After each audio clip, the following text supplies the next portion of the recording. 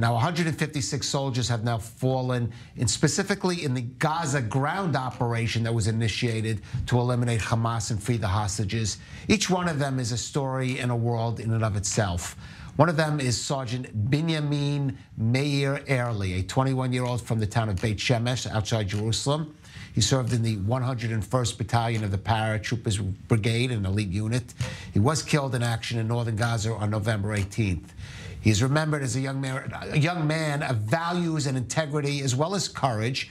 He's also a product somewhat of Israel's Anglo community with family roots in both the U.S. and the U.K. And joining us now is his father, Rob Airley, father of Sergeant Binyamin Meir Airley. May his memory be a blessing. Thank you, Rob, so much for joining us.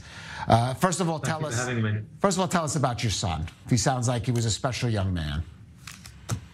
He was an incredible son, and we're just hearing, more and more stories from the Shiva, the Shloshim, of just, how incredible he was. He was in the Sanchanim. He actually even got he was a Mitztayen. He was in his unit Pluga.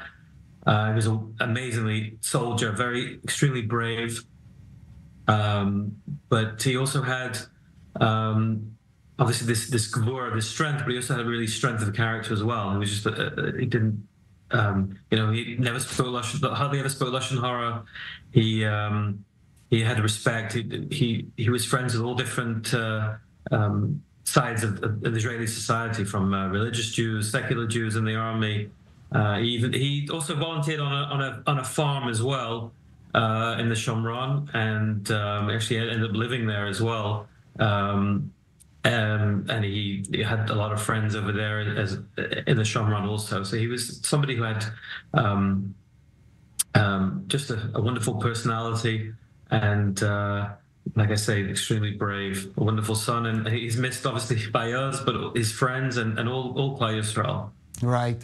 Rob, I'm interested a little about your family background, because I guess as immigrants who made Aliyah, immigrate to Israel, especially from countries that some might argue were more comfortable, there had to be a Zionist ethos that he was raised in, and that imbued him as he went on this mission, for example. So yeah, I mean, I'm originally from the UK. I actually met my wife in Israel. She's from Florida. I mean, we moved and lived in New York for about 7 years. And my wife especially had, Israel running through her veins. And just a matter of time before we came here.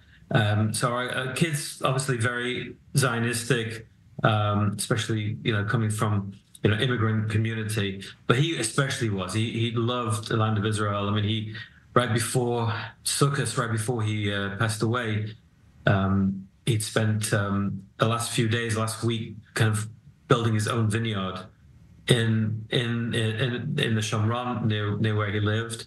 He planted it, fenced it in, and it was like a real labor of love for him. He had a real strong connection to the land of Israel and the people of Israel.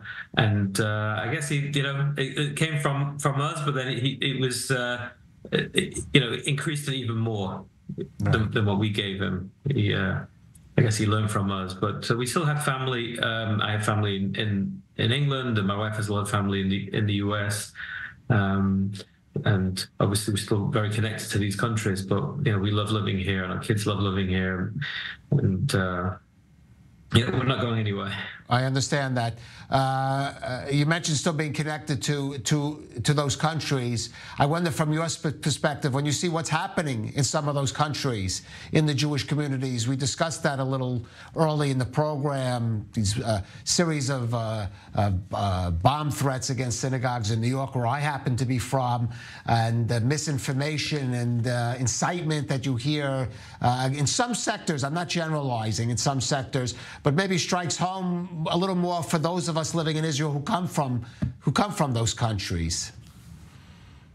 Yeah, I mean, we're hearing a lot of groups have been coming from the US, New York especially, and they're telling us they're all obviously very concerned about how things are going.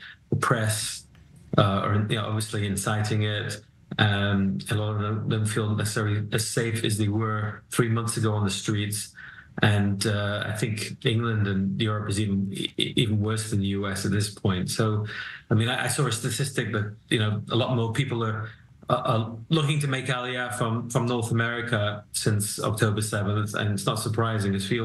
People are connecting more to Israel now, I think, because of what's going on. Everyone's giving, everyone feels even more connected, and I think they're just all very disappointed with the media and a lot of the politicians, how they're treating Israel and consequently how they're treating the Jewish people who are living in these communities. Right.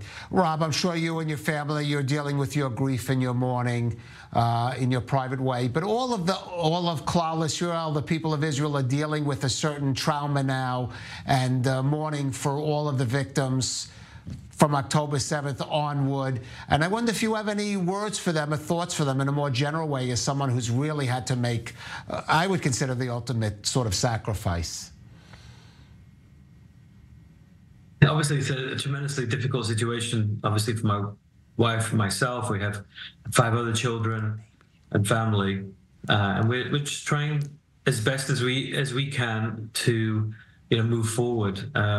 We're not shutting the blinds and the curtains, and I totally understand people who are doing, but we're moving ahead. We're moving on. We have another 5 other kids. We want them to be happy and successful. And so we're spending our time. We're actually speaking to a lot of different groups of these Americans who are coming, and they're coming to speak with us. We met with a group this morning at Har Herzl by my son's grave. Another group came to our house. I just actually spoke to a yeshiva today, so I'm keeping very busy, keeping quite busy, just talking about my son and the influence he had on people whilst he was alive, and the influence he's continuing to have while he's no longer with us. So obviously, we feel for all the different families. Obviously, everyone's mourning in their own individual, personal way. Bereavement is very different for every family. So we're happy to connect with people who are going through the same situation as we are. It's obviously, the whole of Israel, we're all mourning because we're all like one big family. So even those who haven't necessarily lost a child or a spouse or one of the hostages, all of Israel is in mourning at the moment. And we have to just, please God, finish this operation and war as soon as possible. Well, we can certainly take inspiration in the examples that was set from your son, Rob Airley. We join with you in the mourning of Binyamin Meir, and we could say his memory will be a blessing for many. Thank you, Rob, for joining us. Thank you. Thanks for having me. I appreciate it. Thank you.